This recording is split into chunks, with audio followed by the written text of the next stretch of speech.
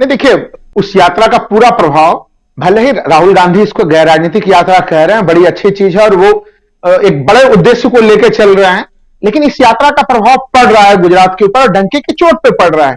देखिए, दो तीन आंकड़ों को आप देखेंगे तो हम लोगों को खुद ही समझ में आएगा। अगर पिछले बार हम लोग देखते हैं बीजेपी और कांग्रेस के बीच में कितना अंतर था वोटों के मामले में, टोटल वोटों के मामले में वो 22 लाख का एक अंतराल हम लोगों को दिखता है। बहुत सारे लोग, जब मैं डिबेट में जाता हूं, बीजेपी के लोग कहते हैं कि आप राहुल जी पिछले वर्ष को क्यों पकड़े हुए होते हैं, उसमें तो पाटीदारों का आंदोलन चल रहा था, तमाम तरह की चीजें चल रही थी।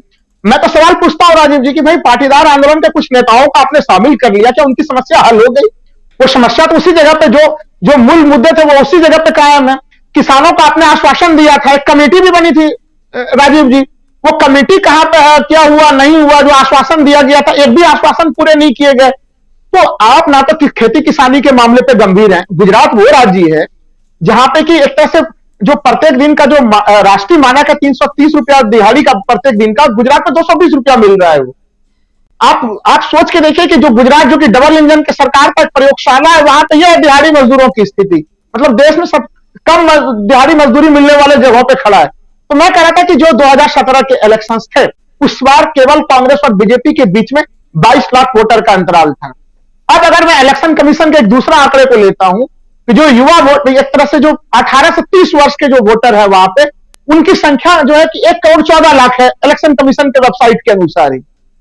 अब सबसे ज्यादा चिंता बीजेपी इसी कारण से पड़ी हुई है कि इस समय जो राहुल गांधी का जो नया अंदाज है, वो कभी जो है कि वो नाव पे दिखते हैं, कभी अलग अलग अंदाज पे दिखते हैं, कभी पुशअप करते हुए दिखते हैं, कभी जो है कि वो साइकिल चलाते हुए दिखते हैं। यह अंदाज युवाओं को पूरी तरह से राजीव जी कनेक्ट कर रहा है। युवा जिन मुद्दों को, मैं बार बार कह रहा था कि जिन मुद्दों से वो दूर होते थे, टीवी पे चलते हुए न्यूज़ों को वो मान लेते थे कि हाँ मोदी जी ही अच्छे हैं, वो युवा उस रूप में नहीं देख रहा और इसका प्रभाव गुजरात के ऊपर भी पड़ रहा है। देखिए, युवा ऐसे में परिवर्तन की तरफ वो देखना चाहता है। जब 27 वर्ष में उसने, जो मैंने, अगर कोई 27 वर्ष का कोई व्यक्ति है तो उसने, स्पष्ट है कि उसने कांग्रेस के शासन को नहीं देखा है। गुजरात में जिस प्रकार इस बार बारिश के साथ बड़ी लंबी चौड़ी सड़कें जो है कि धंस गई और नदियां बन गई, वो अब कैसे, अगर आप उनको ये सिखाते हैं कि नहीं इसके लिए कांग्रेस जिम्मेवार है, तो वो तो कहते हैं कि हमने होश संभाला है, हमने कांग्रेस को देखा ही नहीं है यहाँ पे।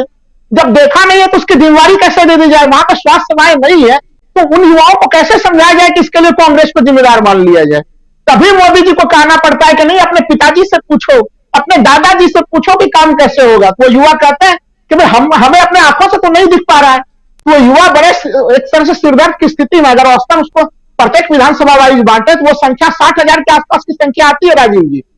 तो उसमें आप सोच के देखिए कि अगर 50% भी एंटी इनकम्बेंसी फैक्टर से प्रभावित है, वो 30-30 हजार की संख्या का जो वोटर है, युवा वोटर, जो कि उसकी अपनी आकांक्षाएं जो पूरी नहीं हो रही है, आप उसको क्या करेंगे? उन वोटर्स को तो राहुल गांधी सीधे सीधे कनेक्ट कर जा रहे हैं। तो ये जो परिस्थितियां हैं, जो बीजेपी फंस गई है, जो आपने शीर्षक भी डाला है, जिसके ऊपर मैं डे वन से ही सहमत हूं कि बीजेपी बिल्कुल फंसी हुई स्थिति में है। अपनी प्रतिष्ठा बचाने के लिए क्या करें क्या ना करें, आखिरी क्षण के हर दांव चल रहे हैं। देखिए, पिछले एक सप्ताह के भीतर गुजरात से जो तमाम रिपोर्ट आ रहे हैं, आप देखिए आम आदमी पार्टी के कई प्रत्याशियों ने अंतिम स्थिति में अपने जो है कि वो अपनी उम्मीदवारी वापस ली, जो बीजेपी में चले गए, जो अभी अमलेंदु जी कह भी रहे थे। तो आम आदमी पार्टी अपनी ताकत वहां से हटा के दिल्ली के एमसीडी इलेक्शन की तरफ अपने आप को केंद्रित कर रही है।